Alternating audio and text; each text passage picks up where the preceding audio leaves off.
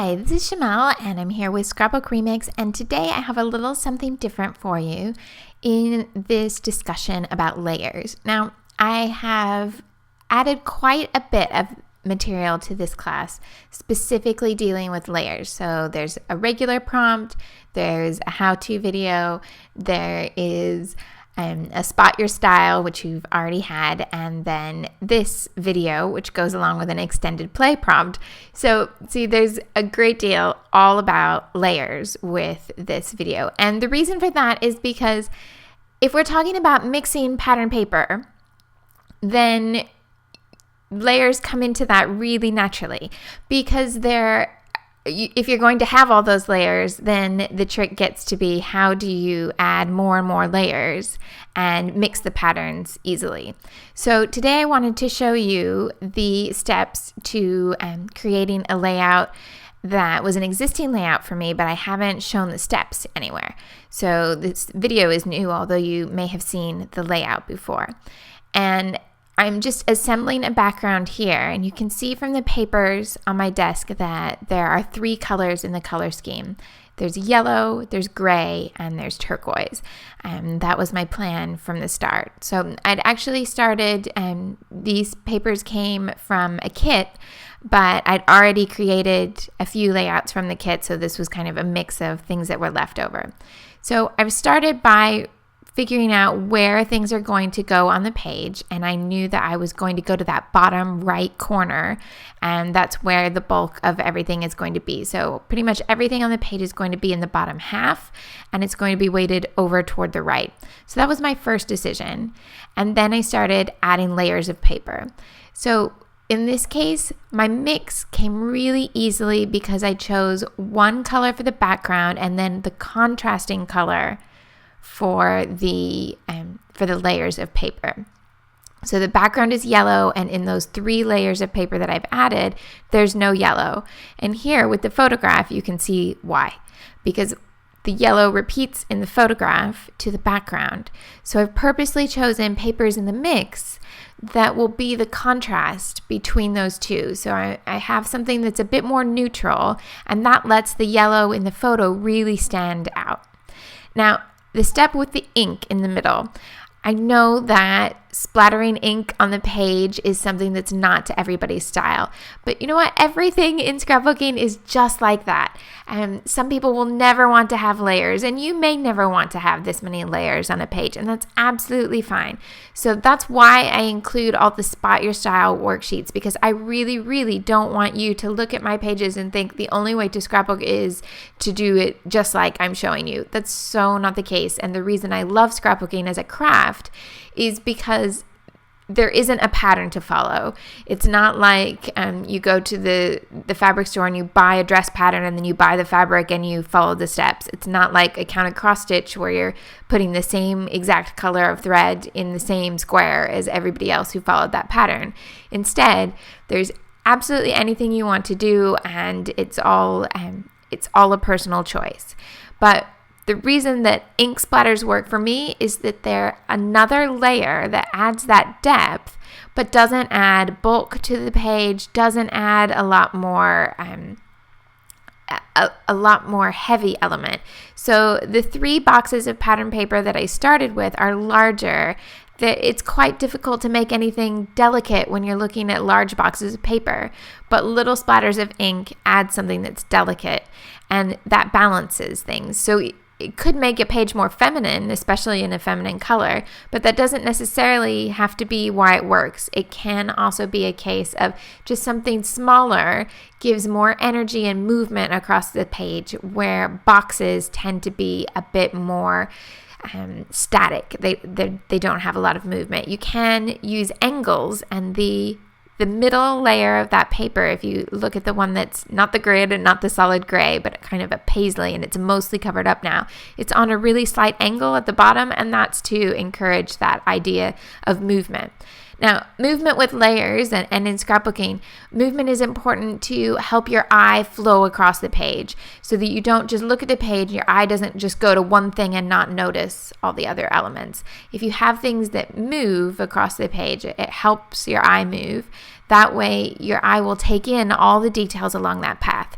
So in this case, if you were to open my album and this was on the right-hand side, as you open it, your eye is going to start at the left because we read from left to right. So that's the way your eye is going to start. It's going to start at those little ink drops at the top left, just like reading a page. And then it's going to follow it down because there isn't text right there to start it moving right across the page. So it's going to move down to where it sees those drops again. So that's the bottom right-hand corner. And look where everything important on the page is going, is in between those two areas.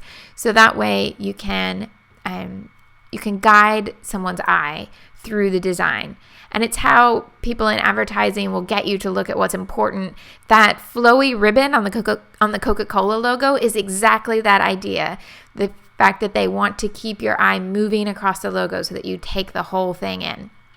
So just something to keep in mind. Now, getting back to layers specifically here, once I had the 3 layers of paper and then the photo, well, the ink first and then the photo, then I started adding layers on top. And in this case, I'm looking for things that are different sizes and different shapes.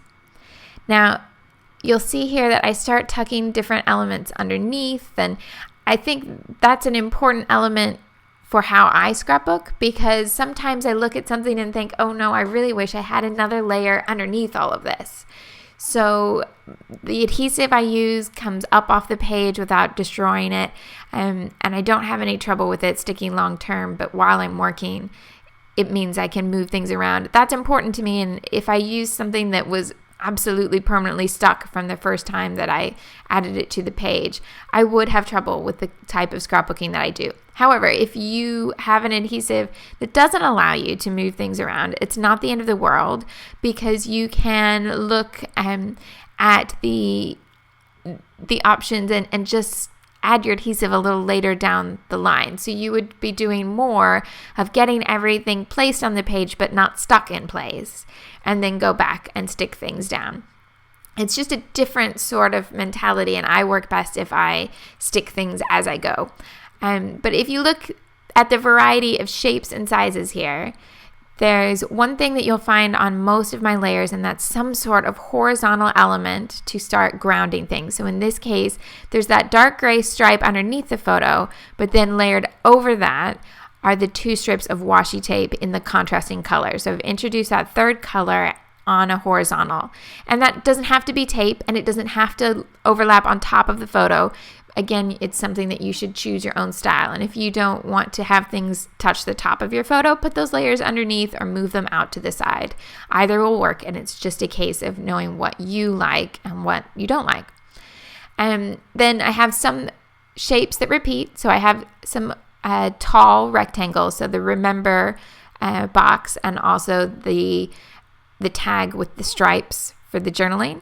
They're both not quite square. They're more tall than they are wide, and they're set at angles offside of each other, and they overlap. So I'm repeating a shape with a little bit of contrast, and then needing to bring in a contrasting shape to all those rectangles to keep that movement going.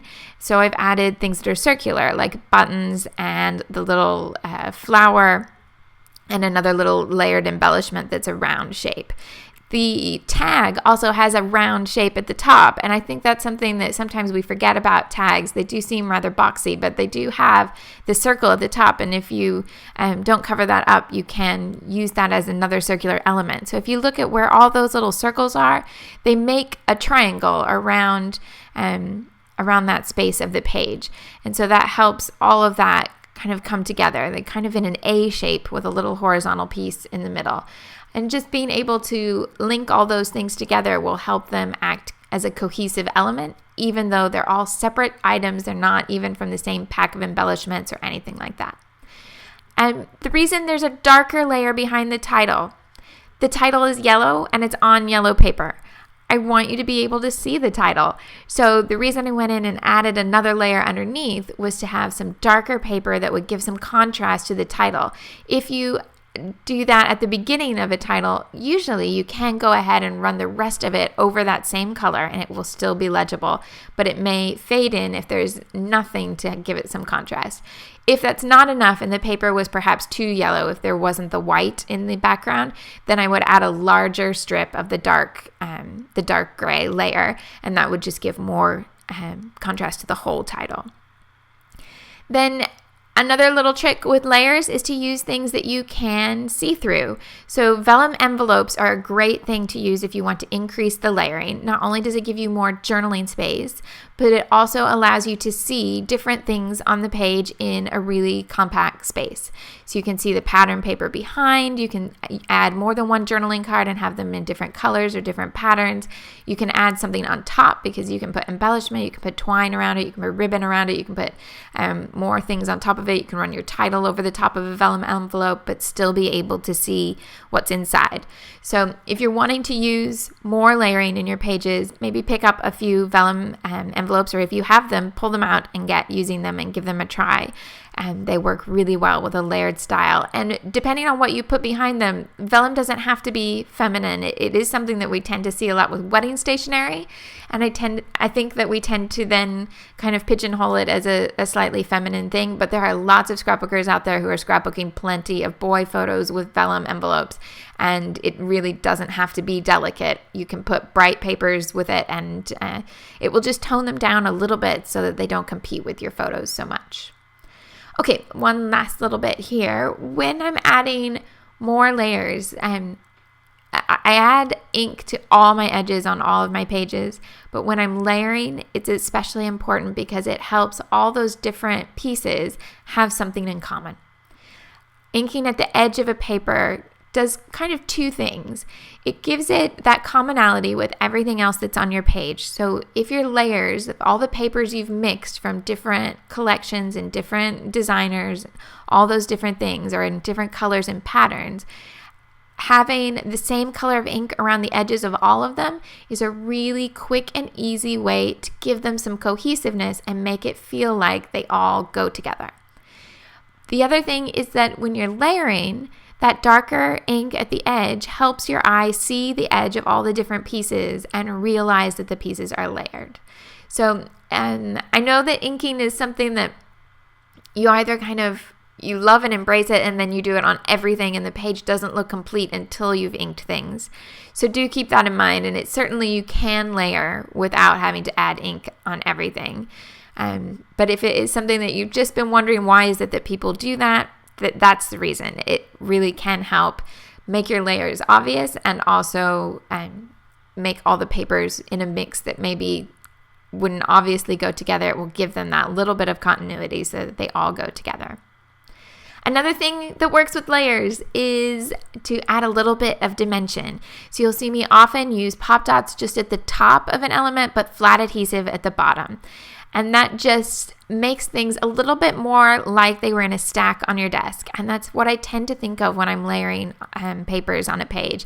I don't want things that look like I purposely went in and placed something at a 45-degree angle. I don't want it to be that extreme.